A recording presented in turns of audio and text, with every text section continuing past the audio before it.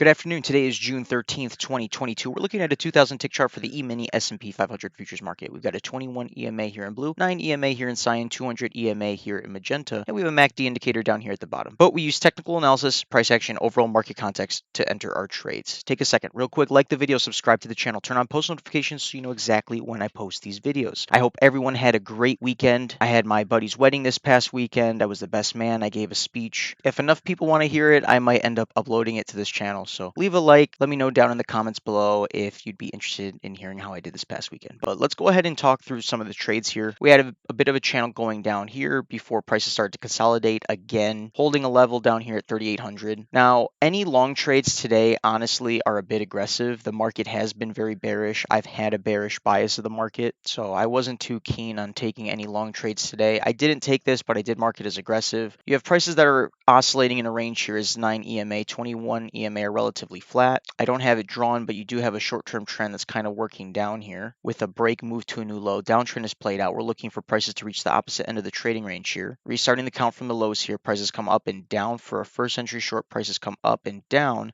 Second entry short trigger, looking to catch stops above this signal bar if prices come back up. MACD is showing bullish momentum as well. And as prices reverse, you get into this trade by one tick. Your stop loss is going one tick below this signal bar that you entered on. And you're in this trade for just a second before prices continue up and you're out for the scalp. As prices continue along here, we have this channel that's working up with a break, move to a new high. Hypothetically, you could extend this trading range. Once we work off the highs here, we're looking for prices to reach back down to the lows. 200 EMAs continuing to come down. Again, I've had a bearish bias throughout the day. Restarting the count here at the top, prices come down and up for a first entry long. Now prices are pushing down below EMA, 9 EMA, 21 EMA crossover.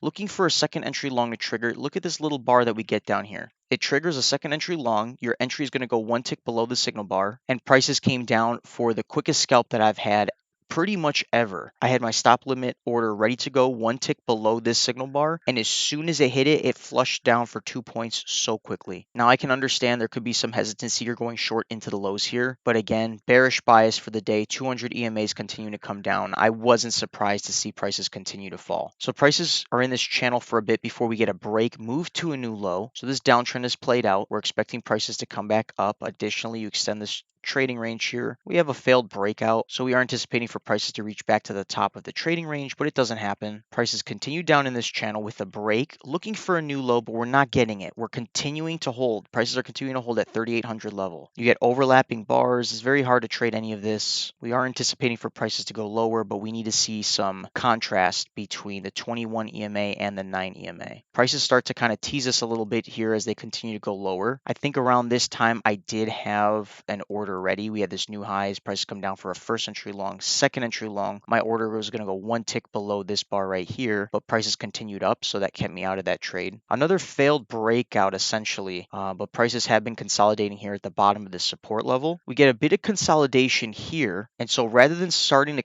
reset the count here at the high, I just clumped this all together. This is the new high.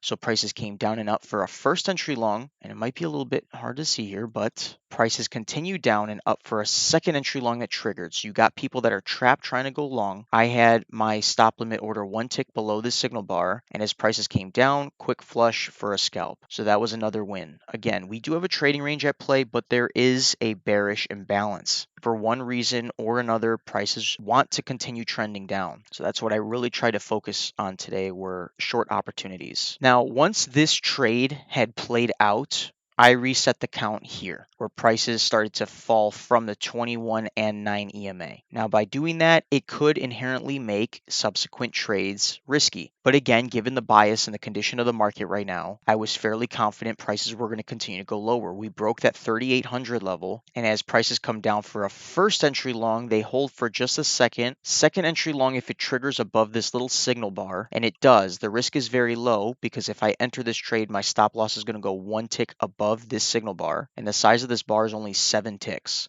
So you're really not risking a lot. If you're entering one tick below, you're going to ride prices down for 2 points. We have nice separation between the 21 and 9 EMA here. MACD is showing this bearish momentum. That's another quick and easy trade that you can take, catching stops, riding that momentum for the scalp. If you haven't been implementing this strategy into your trading, you are missing out on trading opportunities. This channel continues to hold, and I actually should talk about it. So after you get a scalp here, I've been getting questions, are you going to reset the count again? Reset the count here, and then prices come up for a first entry long, price continue to come down, and then up for a second entry long. Are you going to continue to catch stops? And again, the answer is it depends. Depends on the context. It depends on the situation. If I have this downtrend and I'm noticing the downtrend is starting to lose momentum, most likely I'm not going to reset the count and continue taking trades. But ultimately, it's going to be up to you and how you're viewing the market. All I can say is as prices continue to move down, eventually they're going to come back up. So if you continue to reset the count where you have key entry points that are meeting, any trades you take after that could be risky. And I do want to make a video on exactly how I count legs of a move. But what I'll say is I tend to reset the count where price action meets key entry points. So if we're restarting the count up here, prices come down and up for a first entry long, second entry long, the move plays out. This is a key entry point right here. You have EMAs that are crossing over one another, and you have the resistance level of this channel that's holding prices as well. That's where I'm resetting the count. Anyway, prices continue down. We have a break move to a new low, and now prices are starting to chop around and consolidate a bit. Not looking to take any trades in here, and you can even see as we get a few bars here, 1, 2, 3, 4, 5 overlapping bars,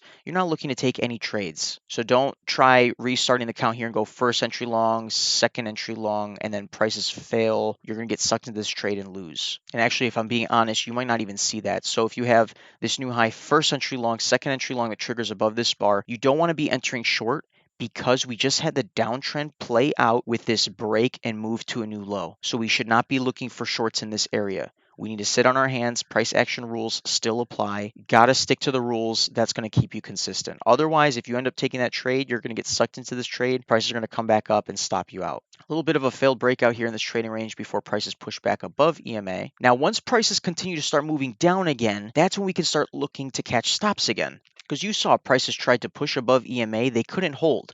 So as they continue lower, we could have a bigger downtrend at play. Now, the way I played this move was I reset the count here as prices came down up for a first entry long. Then prices pushed down below the EMA, separation between 21.9 EMA.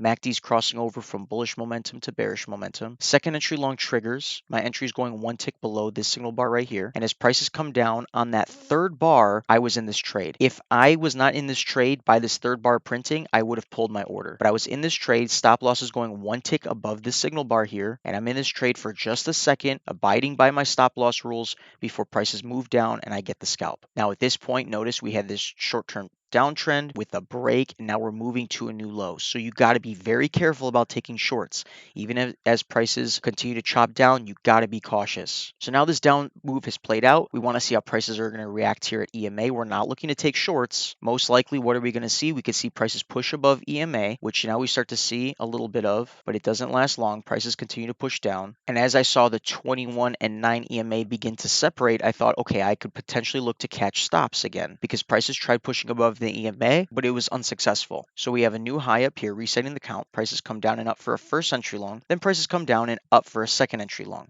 I had my stop limit order ready to go one tick below the signal bar, but as soon as this bar closed above the 9 EMA, I pulled my order. I'm not looking to take that trade. It goes against my rules, so that's why I marked this here. But prices do come down and you would have made the scalp. But again, we're about consistency and following the rules, so I'm not going to take that trade. And then prices kind of oscillate back and down. You get barbed wire, not looking to take any of this. Finds a level of support before prices push above EMA. Now, what I was starting to see were prices are coming down, oscillating before trying to push above the EMA. Prices tried once, prices tried again twice, and now prices are oscillating back and forth, finding a level of support, looking to see how prices are going to react if they push above the EMA. We have this new low, so restarting the count, prices come up and down for a first entry short, then prices came up, down for a second entry short if there's a trigger on this bar. MACD has transitioned from bearish momentum up to bullish momentum. My stop limit order is going one tick above the signal bar, and as prices came down and reversed back up, prices held at the 9 and 21 EMA. We're anticipating a little bit of a crossover over there. It is aggressive because, again, if we're taking any longs today,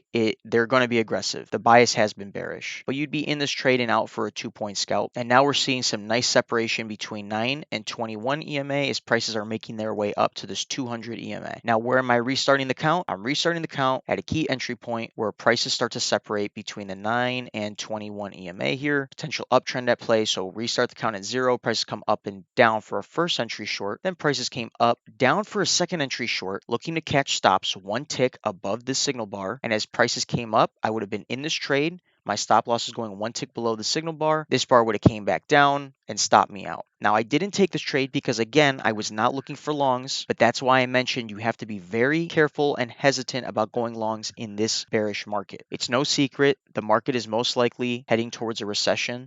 Knock on wood, it's not crazy, but we have to be realistic and see what price action is showing us. So if you took that trade, you followed the rules, but don't forget, overall market context still matters. I talk about it at the beginning of my videos every single day. Prices begin to chop around before they push up to this 200 EMA. And look, by no surprise, we're getting a little bit of resistance here as prices are coming back down. We want to see how prices are going to react at the 21 EMA. Now, again, I've had this bearish bias all day. Restarting the count here at the top, prices came down and up for a first entry long. Prices pushed down below EMA. They pushed up above the EMA for a second entry long. My stop limit order is going one tick below the signal bar here. And on that third bar, I was in this trade. Prices pushed down for a scalp before prices reversed and came back up. But again, it was a win. Following the rules, keeping it nice and simple. I did mark it aggressive because we didn't quite get a crossover between the 9 and 21 EMA, but MACD is showing that nice bearish momentum. We just had this big up move here with all this bullish movement, and prices are pushing back down below this 200 EMA. Most likely prices are going to go down, even if it's just for a scalp, and that's what I capitalized on right there. Now, we had a bit of a measured move here, 2 legs up. I wasn't looking to take longs, but I also started to notice that we were getting higher highs and higher lows.